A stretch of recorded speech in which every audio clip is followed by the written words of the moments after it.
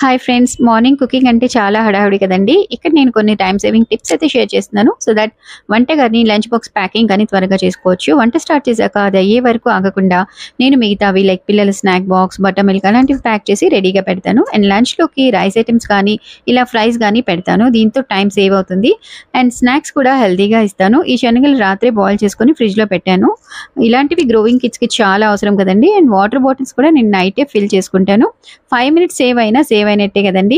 Vegetables, fruits peel చేసేటప్పుడు ఒక ప్లేట్‌లో గానీ, కవర్ మీద గానీ పీల్ చేసి అక్కడే ఒక చిన్న డస్ట్‌బిన్ అరేంజ్ చేసుకుంటాను.